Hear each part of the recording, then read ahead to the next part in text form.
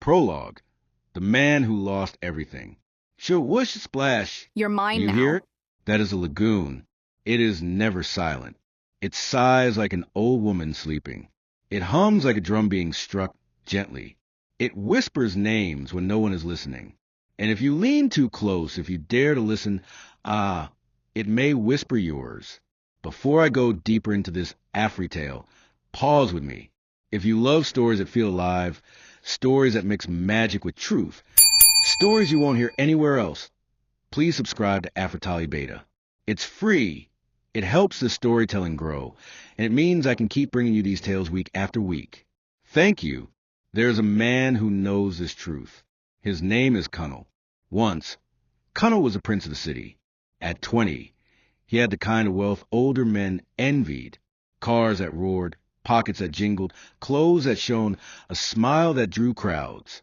When he drove past, his Maserati purred like a panther hunting, bright red, polished until it glowed. Its engine growled like thunder rolling through Lego streets. Women turned their heads. Children pointed, shouting, "Uncle Maserati!" Men clenched their teeth and muttered, "Fortune is unfair." Yes, Kunle had it all. But look at him now. He sits on the rocks by the lagoon, knees hugged to his chest, hair wild, clothes faded, shoes torn like forgotten rags. His eyes are heavy with stories no one dares to ask about. Market women whisper when he passes. That one, once he had everything. Now he has nothing. He is cursed. Kunle does not argue. He does not defend himself. He only stares at the water, as if it holds him hostage. One evening, as children chase a ball near the shore, one boy wandered too close. The waves reached for him, curling like fingers. Kunle lifted his head slowly. His voice came, deep and broken, carrying weight like stones. "Stay back, child. Do not trust this lagoon. It gives with one hand and takes with the other." The boy paused, frightened. "Uncle, why do you say that?" Kunle's lips trembled. His voice dropped into a whisper that carried like thunder. "Because I lost everything here. My car, my money, my friends, my soul. Do you want to know how it happened? Then sit. Sit and listen. Listen well. For this is no ordinary story. It is a story carved in blood and water." The boy sat wide-eyed. Kunle's gaze returned to the waves, and his tale began. Chapter 1. Whispers in the Water. Vroom! That was the sound of Kunle's Maserati tearing down Lekki Road at night. Red as fire, sleek as a blade, the headlights slicing through the dark like two swords of light. The engine did not just run. It roared, it purred, it commanded. People turned their heads as he passed. Vendors carrying trays of suya paused mid-step. Drivers of battered yellow Danfo buses cursed under their breath. Girls on the roadside smiled and whispered to one another. "Who is he? Now that boy Kunle. At his age? See the car he day drive." The Maserati was more than a car. It was an announcement. Kunle parked outside a club on the island. The bouncers didn't check his ID. They opened the door wide. Inside, music thumped boom, boom, boom, and lights spun like stars in a storm. His friends crowded him, bottles in hand. "Kunle, big man, now you day run town. See, as you fresh guy." Kunle laughed, but it was hollow, like an empty calabash rolling in the wind. For all the lights and drinks, something deep inside him felt restless, hungry. So after midnight, when the noise of the city began to fade, Kunle left them. He drove, engine growling, Maserati gleaming, until he reached the lagoon. He parked by the sand, the car shining like a red jewel under the moon. Then he walked to the rocks. The water welcomed him. The waves clapped softly. Splash, splash. Blue inside. Eso. It was like the lagoon itself was breathing, waiting. Kunle crouched, chin on his knees, listening. And then he heard it. "Kunle!" His heart jumped. Thump, thump, thump.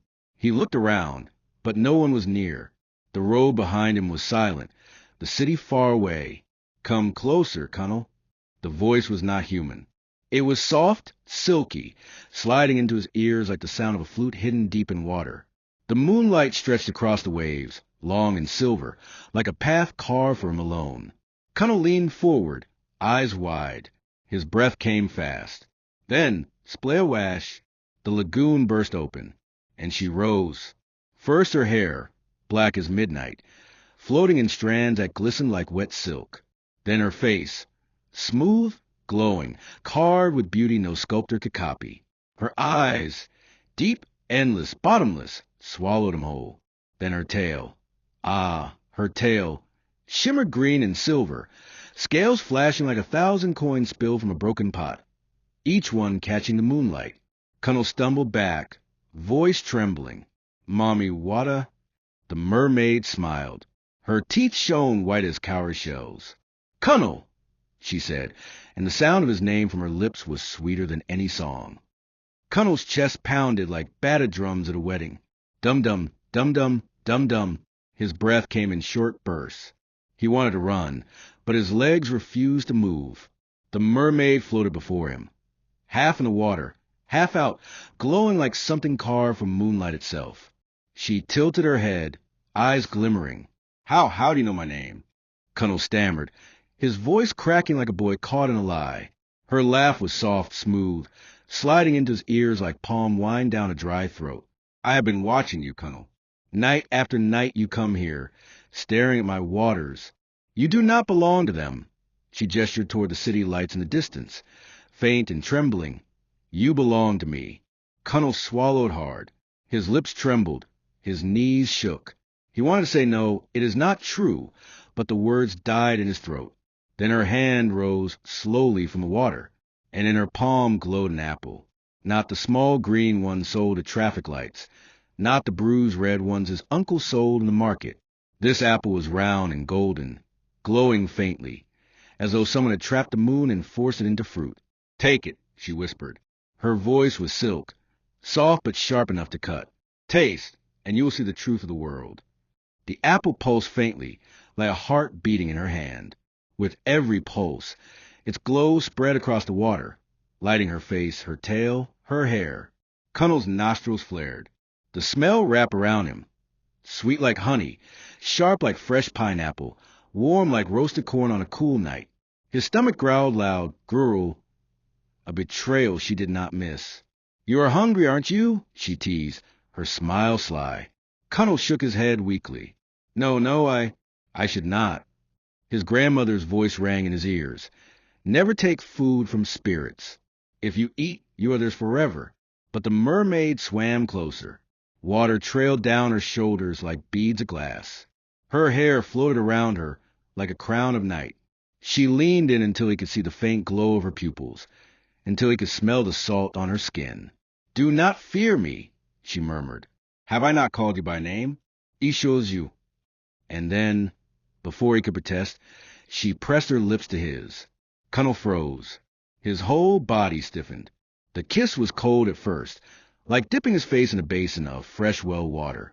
Then, suddenly, it burned sweet, like pepper mixed with sugar, like fire and honey colliding. His chest thumped, his ears rang. Boom, boom, boom, boom, boom, boom. The city disappeared. The Maserati vanished. The world shrank until there was nothing but her lips, her warmth, and the sweet salt of her kiss. When she pulled away, Kunle gasped. His chest rose and fell like a drowning man's. The mermaid's eyes glowed brighter, and her smile curved wider. Now, she whispered, her breath cool against his cheek. You cannot run. She pressed the apple into his trembling hand. It was warm, too warm, almost alive. He stared at it, fingers shaking. No, he whispered weakly. But even as he spoke, the apple seemed to hum, to thrum, to call his name. Kunle raised it to his lips. His teeth sank in. Crunch, slurp, juice burst across his tongue, sweet and sharp, thick like sunlight turned liquid. It burned his throat. It filled his chest. It ran through his veins like lightning. Ah! He gasped, dropping the fruit. The glow spread across his skin, threads of light weaving through his arms, his neck. He looked down. His toes were no longer the same. Skin stretched between them, thin and wet like fins. He staggered back. What is happening to me? The mermaid laughed softly, a laugh like broken glass covered in silk. Yes, she purred. That is it. You're You mine are now. mine now. Please subscribe to watch part 2.